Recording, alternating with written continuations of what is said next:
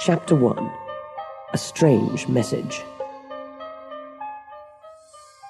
Otto Lidenbrock is the famous professor of geology at the University of Hamburg in Germany. He is also my uncle. He is 65 years old, not very tall, with grey hair. He wears small, round gold glasses that make him look very serious. I'm Axel. I'm only 19 and the professor's personal assistant. I watch my uncle very carefully when he works. That's why I know so much about our planet, Earth. My uncle, the professor, is a hard worker. He spends most of his day in his laboratory at the university, so he never comes home before 2 o'clock for lunch. But yesterday, he came home very early. This surprised Martha, our cook. The poor old girl did not have the lunch ready, and she was a little upset. Professor, you're early. Never mind, Martha. I don't want lunch today. But, Professor, you must eat. The professor looked excited. Martha, food is not important. Then he turned to me. Axel, come with me. He took me into his library. It was a big room with lots of bookcases against the walls and heavy velvet curtains in front of the windows. In the middle of the room, there was a desk where my uncle spent most of his evenings. He took an old book out of his coat pocket. He looked at me. Axel, look at this. Look at this. I took it from his hand. Its cover was hard, and it looked very old. Why? What is it, Professor? I found it today in an old bookshop. It's 700 years old. What's it about? It's about the old princes from Norway who came to live in Iceland. Why is that so special? He smiled and said, Because it is written in a language that no one uses anymore. I opened the book and saw strange letters from a strange alphabet. I did not understand any of it. I turned its yellow pages, and a piece of paper fell out of the book onto the floor. The professor jumped on it. What's this? It was an old yellow piece of paper with the same strange letters on it. The professor knew many languages, but he could not read this old language from Iceland. He took a thick book from one of the shelves. It was a dictionary for all the old languages in the world which people do not speak today. Then he gave me a piece of paper and a pencil. Axel, write down these letters as I read them to you. The professor read each letter to me, and I wrote them down. When we finished, this is what they said. Go into the volcano at Snæfellsjökull. Before the 1st of July, the sun will show you the way to the center of the earth. Make this journey. It is fantastic. The name under this strange message was Arne Saknussemm. Arne Saknussemm. I don't believe it. Who's he? He was a famous scientist. He wrote many strange things about the Earth, but no one believed him. They said he was crazy. This must be the answer to the things he said. He left this piece of paper in the old book for someone to find. Do you understand, Axel, how lucky we are? Then he turned to the library door. Martha! I couldn't understand any of the things my uncle said. What do you mean, we? Martha opened the door to the library. Did you want me, sir? Yes, Martha. I want you to buy us 2 train tickets to Denmark. Master Axel and I are going to Iceland. This was the biggest surprise of my life. What? Uncle, I can't go. The professor looked at me calmly. You can, and you will.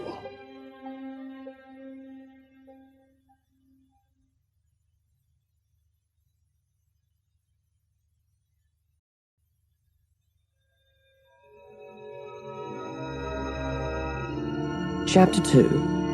Grauben. There is a 17-year-old girl living in our town. I think she is the most beautiful girl in Germany. She's got long blonde hair and bright blue eyes. Her name is Grauben, and we are in love. We want to get married. That's why I didn't want to go with my uncle on his mysterious trip. But he couldn't understand that. Are you in love with Grauben? Yes. And you want to marry her? Yes. The professor was silent. He was a good man, but he could not understand love because his only interest was science. He forgot what I said and began to talk about our journey. Today is the 26th of May. We have 1 month to get to Sneffels. We're going to take the train to Denmark, and then we'll take a boat to Iceland. The whole trip is going to take 12 days. Then we have to walk to the volcano. I could not listen to him any more.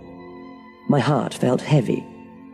The professor needed an assistant, and he did not want anyone else to know about this secret. But how could I leave my Grauben? I went for a walk through the beautiful city of Hamburg. I walked along the Elbe River, thinking of Grauben. I stopped for a moment to look at a fishing boat sailing on the calm water. Then I turned, and, like magic, she was there. Grauben, my Grauben, stood 20 feet away, looking at the river. Grauben! She looked like an angel. We ran into each other's arms and kissed. Oh, Axel, I'm so excited.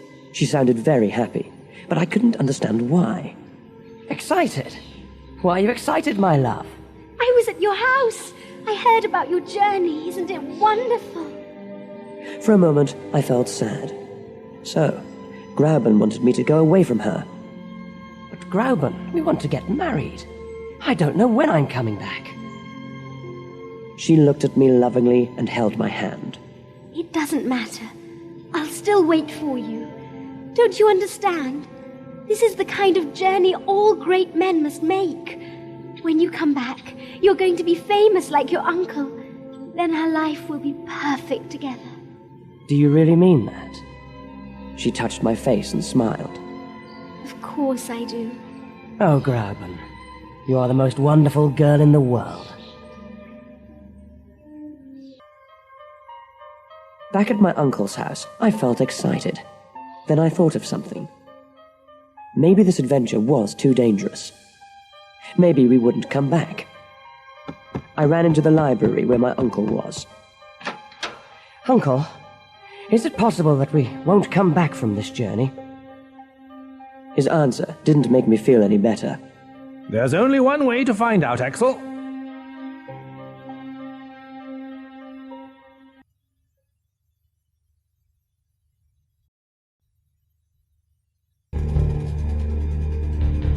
Chapter 3.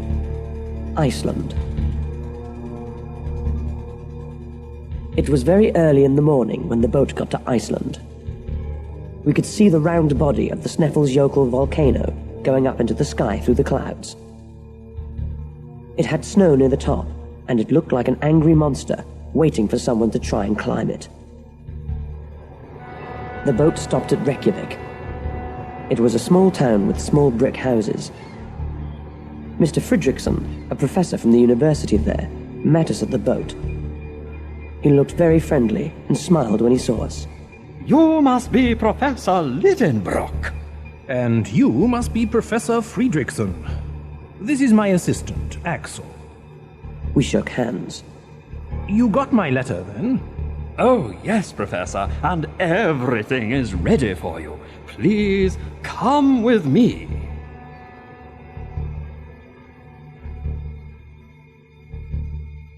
My uncle did not tell anyone the real reason for our journey. He wanted the two of us to be the only ones to travel to the center of the Earth. But we needed someone to go along with us, as we didn't know the area and the ice and snow around the volcano was too dangerous. So Mr. Fridriksson found us a guide. His name was Hans, and he looked perfect for the job. He was tall and very strong. He had small blue eyes and long red hair. He almost never smiled or spoke. Mr. Fridriksson introduced us.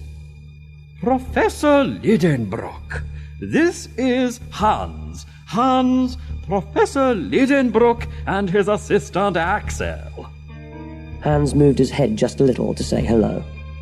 Hans is a very quiet man, like most Icelanders, but he is the strongest and best climber in Reykjavik. My uncle smiled at Mr. Fridrikson's words. He's just perfect, Mr. Fridrikson. Mr. Fridrikson let us stay at his house until we were ready to leave. We needed many things for our adventure. We took 4 horses to travel to the mountain. The professor and I each rode one, but Hans walked. The other 2 horses carried our bags.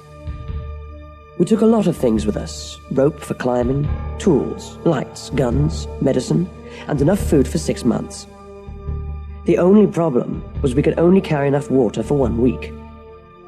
The professor believed there was water under the volcano, but what if there wasn't? We left Reykjavik on the 15th of June, early in the morning.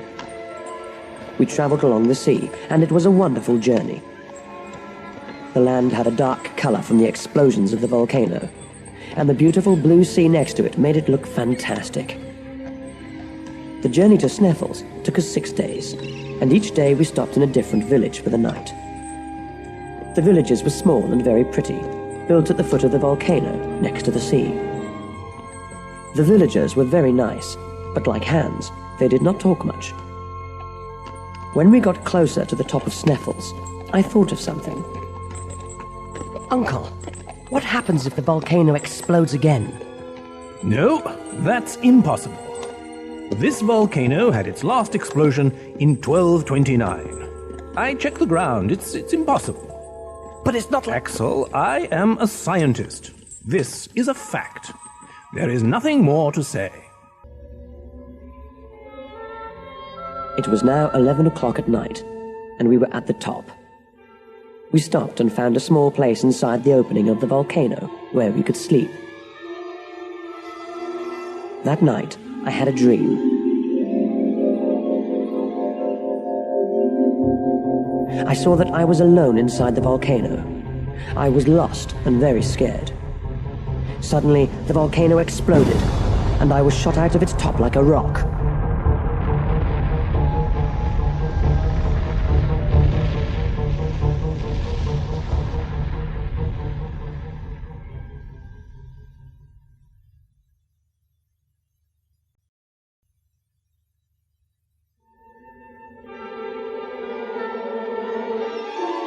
Chapter 4.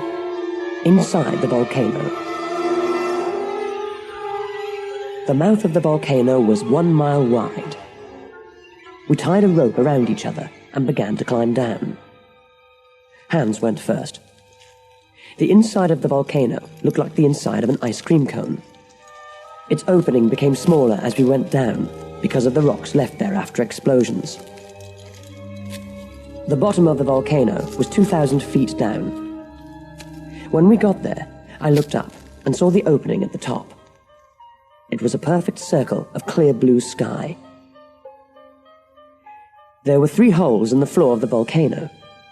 Each of them was about 100 feet wide. The explosion of rocks and hot lava once came through these holes and then out through the top. Now they looked like dark caves. I looked at the holes and then turned to my uncle. Which one do we take? I don't know. Arne Saknussemm said the sun touches one of them at the end of June. Today is June the 25th. It is too late to see the sun today. We must wait until tomorrow. What if it's cloudy tomorrow? Then we will wait again. But we only have 5 more days. In July, the sun is too low. It cannot reach the bottom of the volcano. Then we can go home? Axel, don't say such things.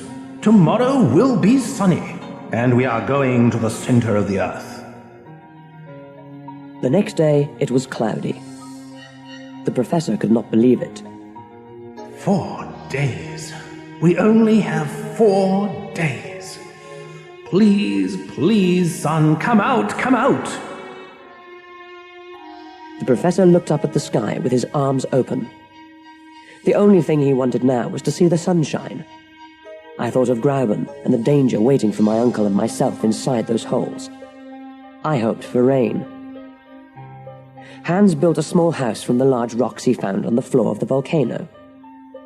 He never said much, but he always thought of something useful to do. I checked the rock of the volcano walls to see how old they were. Drops of water from the ice and the snow outside ran down the wall, and the sound they made inside was like music. Suddenly, the professor called out my name. Axel! Axel, come here! I ran to him, curious to see what was there. What is it? Look at this!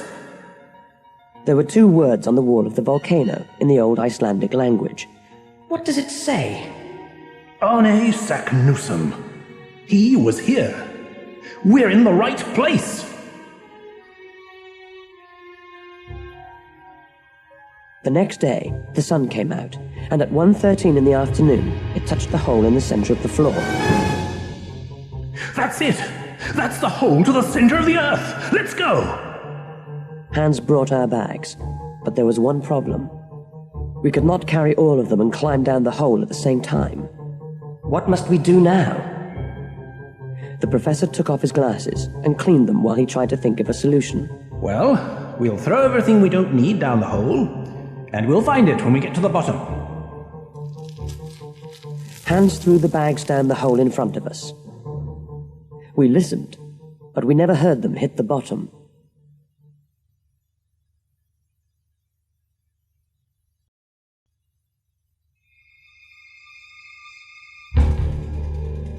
Chapter 5. Lost in the Tunnels.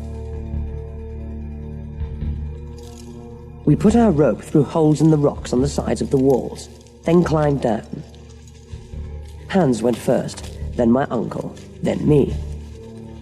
Every 200 feet, we found a flat rock to stop on. We pulled the rope down from above us, tied it to a new rock, then started again. We did this for almost 10 hours. We traveled 2,000 feet down. Finally, Hans said something. Stop! It was only one word, but it was nice to finally hear his voice. What happened? We are at the bottom. The professor and I looked at him. Of what? I don't know. There was a turn in the hole. There was an open area like a cave at the bottom of the hole, which continued to the right. Our bags were there. After 10 hours of climbing down, we were very tired. We decided to spend the night there.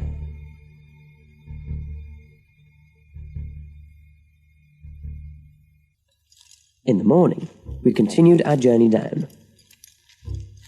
The hole now opened and looked more like a tunnel. We did not need to climb because we could walk down this tunnel. We used our torches so we could see the rock on the walls clearly. It looked like glass of different colors. Some of it was red, some was brown, and some was yellow. My uncle saw me looking at it. That's from the lava. It's beautiful. So, you're starting to enjoy our journey. There's more to see. Come along. We walked for 2 more days and we found other tunnels. There were tunnels everywhere, but we did not know which was the right one. Unluckily, our water finished. Now what are we going to do? We're going to find a spring. There are many, but we have to go down further. I could not move. I was very tired and thirsty, and thinking of Grauben. Uncle, I can't go on. Axel, please. We are going to find water. Water! It was Hans's voice. What did you say? Water! There was a loud sound behind the wall next to us. It sounded like the water of a river. Hans took a pickaxe and made a hole in the wall.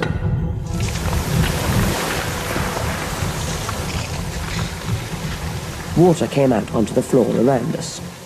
I told you, Axel! Water! Ow! It's hot! Don't touch it, it needs air! We're too far underground! The water was cold enough to drink after a few minutes, and we all felt strong again. We continued our journey, but I made a serious mistake. I was very excited about finding the water, and I went first. I walked too far in front of the others, and I got lost. I tried to go back, but I could not find them. I shouted their names. Uncle! Hans! Uncle! I could only hear my own voice in the tunnel. Hans! I was afraid. I ran. Then I fell. I fell through the air down a long tunnel. Then I hit my head, and everything went black around me.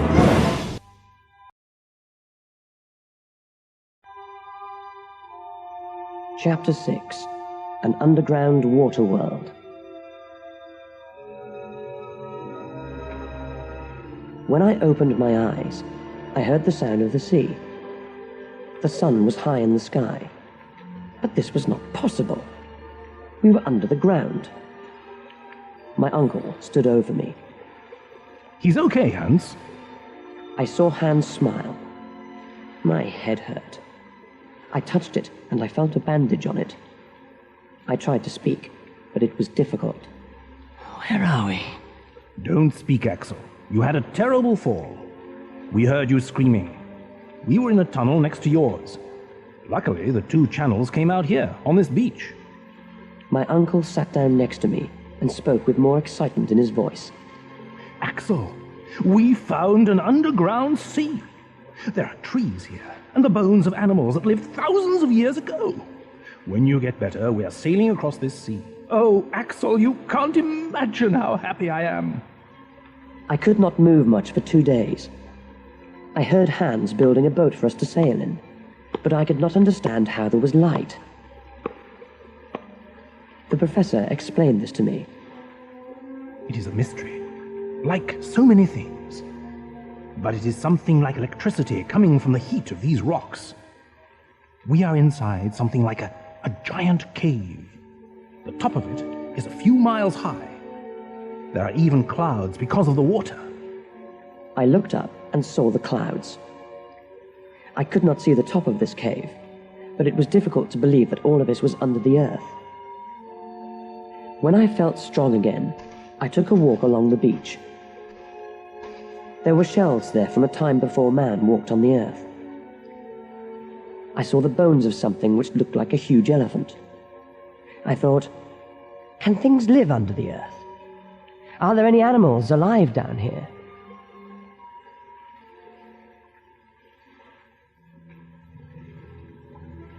The boat was ready, and we were ready to sail. We left the beach, and the strong wind pushed us quickly out to sea. After a few hours on this strange sea, Hans tied the pickaxe to a rope and threw it into the water. The professor wanted to know how deep the sea was. It never touched the bottom. When Hans pulled it back into the boat, its metal head looked different. There were large marks on it. What's that? Hans looked at it closely. Teeth! Teeth? Could something so big live in these waters? The professor looked at his compass. We are traveling south. If I am right, we left Iceland when we went under the volcano. We traveled under the Atlantic Ocean, and now we are under Scotland. That's fantastic! But we're still not going down. I want to go further down. Suddenly, there were huge waves rocking the boat. What's happening? Hans pointed to something dark about a mile away from us. It came closer, and I thought I saw a giant dolphin. I was wrong. It was an alligator. It came closer, and I saw that I was wrong again. It was something with the body of a dolphin and the head of an alligator. It was over 100 feet long. Then I saw a huge snake with a shell on its back like a turtle's. We took the guns in our hands, but the animals did not care about us. They fought each other. It was a horrible fight. We heard the snake hissing and the dolphin screaming. They both dove under the water. Everything was quiet. Then the snake's head came out of the water. It hissed one more time before it died in the water. But where was the monster dolphin?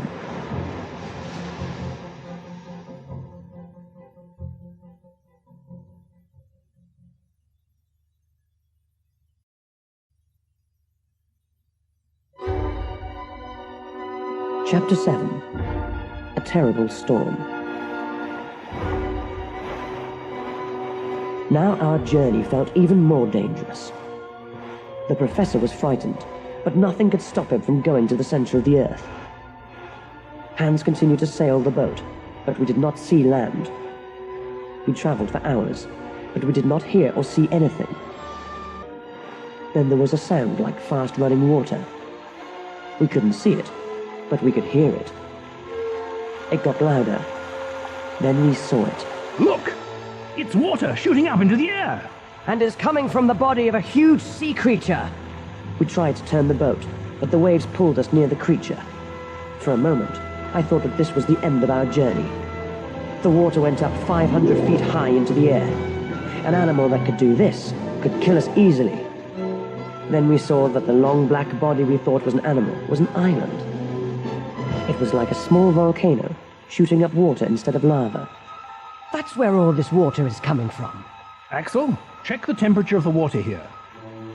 I took a thermometer out of my inside jacket pocket, and I put it in the water for a few seconds. 163 degrees Fahrenheit. We're close to the center. We can't go on, Uncle. It's too hot. We must. The electric light coming from the rocks over our heads began to make explosions. The clouds were now near the water. Small lines of light that looked like snakes exploded all around us.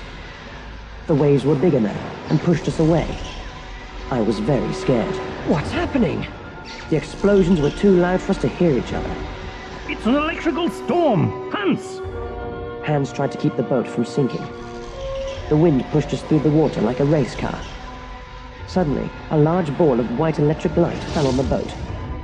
None of us could move. It held our feet with its electric power. We shouted to each other, but none of us could hear anything. Uncle! Axel! Hans! Axel! The boat moved by itself, and there was nothing we could do. Suddenly, the ball of electricity exploded. We all fell down, and a huge wave threw us into the water. Axel! Hans! Hans had the professor in one arm, and me in the other. I don't know how he did it, but he got us to land safely. I began to think that all the energy he saved by not talking made him the strongest man on Earth. The storm stopped, and we saw the boat, still on the water, 100 feet away. Hans swam out to save our food and equipment. The professor and I tried to understand where we were. I think that sea is 800 miles wide. That means we went under Europe. The Mediterranean Sea is now over our heads. Let's wait for Hans to bring back the compass. When Hans brought back the compass, the professor and I could not believe what we saw. It said we were north and not south. That meant the wind took us back to the place where we started.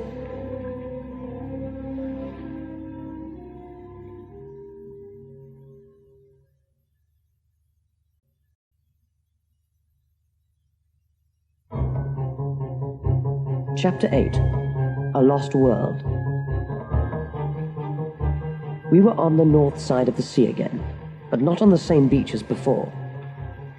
For this reason, we began to look around to see what we could find. The professor didn't want us to stay there for long. He wanted to sail on the sea again. Professor, it's too dangerous. You saw what happened. I don't care, Axel. I did not come all this way to turn back now. We've got to see what's on the other side of that sea. This beach was longer than the other one. Its rocks had more holes in them, and I thought this was because of earthquakes. There were many more bones and old shells on this beach. Look at all this, Axel. We can read the whole history of the world from these bones. There were skeletons of animals that are not living today. It was very exciting to see them out in the open and not in a museum. Axel, look. A human head. There, with all the other bones, was the head of a man. How did it get here? Did it fall down one of those holes like we did? Was that going to happen to us? The professor was excited. If other scientists could see me now, this could be the oldest skeleton ever found. We walked further down and the beach changed. Now there were large trees and small plants around us. The further we went, the more life we found. Suddenly, I saw something move behind the trees. My uncle and I hid. It was a family of mammoths from thousands of years ago. Axel, can you believe it? There is another world under our Earth. But are there also people here? Yes, look! I couldn't believe it. Walking behind the mammoths was a giant man. He was over 12 feet tall with long hair and a beard. He had a piece of animal skin around his waist. Should we try to talk to him? No. He looks dangerous. Hans is not with us, and we don't have our guns. Let's go back to the boat. We ran away quietly, so the prehistoric man did not see us. When we stopped running, we were back at the beach. I saw an old knife on a rock. Let's clean this and keep it. It could be useful. Axel, don't you understand what this is? Yes, it's a knife. But it's made of metal. It is only 200 or 300 years old. Do you mean... Yes. Arne Saknussemm. The professor saw a cave nearby. He ran to it. Axel, it's him! On the rock, next to the entrance of this cave, there were 2 letters in Old Icelandic. A.S. The professor looked very excited. This must be the entrance we're looking for.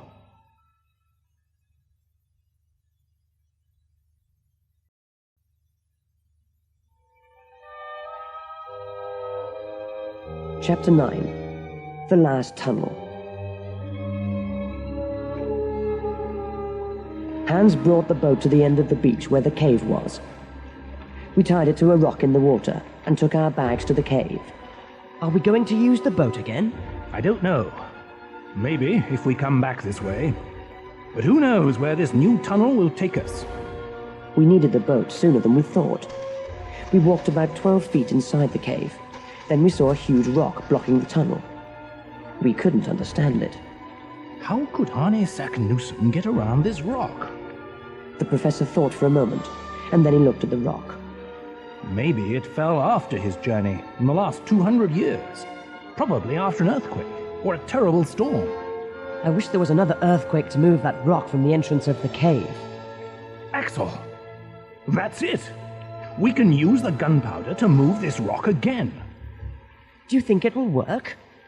There's only one way to find out. We still had some extra gunpowder with us for the guns. Hans made a hole in the rock with his pickaxe. Then we put the gunpowder inside. We used the rope to light it, but we made it very long to give us time to move back and hide. The 3 of us got into the boat and moved 50 feet out to sea. We had no idea how big the explosion was going to be. Waiting for it made us very nervous. Maybe it won't work. Axel, don't say those things. We waited. Suddenly, the rocks on the beach opened like 2 curtains. The earth shook, and everything fell into a huge hole. We fell back in the boat, and the final explosion made the sea rise in a huge wave which pushed us back to the beach. We were in the air, on top of the water, and the hole was below us. It looked big enough to take in all the world. We're going down into the hole! That's what we want. Not this way! We shouted because the noise of falling rocks was all around us, and we couldn't hear each other. The boat moved like a train through the tunnel. Then we crashed into a new river of fresh water. The boat went under and came back up so fast that there was very little water in it. I don't know how we stayed in it. We held onto the sides of the boat with all of our strength. Professor, where are we? I don't know. But the water is taking us somewhere. We have no choice but to follow it. It's getting hot. The temperature was high. The walls had the red color of lava. Are we under another volcano? When I finished my sentence, we heard a loud roar from behind us. Water and air pushed us forward faster. The walls began to shake and rocks began to fall. Professor! Then it was clear. We were inside a volcano and it was going to explode. I could see the blue sky through the round hole at the top of the volcano. There was one more terrible roar, and we were flying up into the air.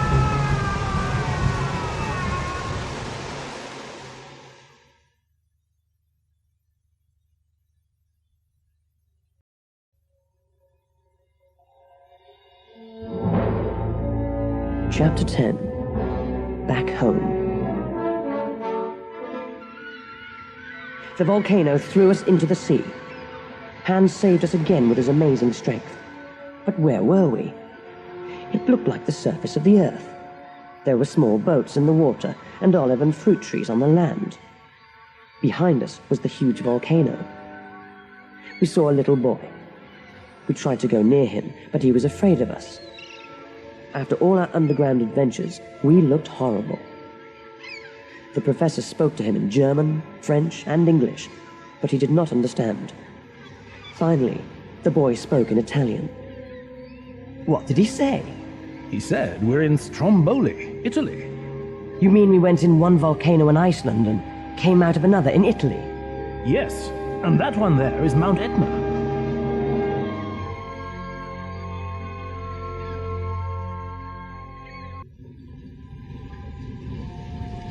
And that was how our journey ended. The professor was not happy that he didn't get to the center of the earth, but when we got back to Germany, he felt better. Martha told everyone in Hamburg about our journey, and when we arrived, there was a big celebration for us.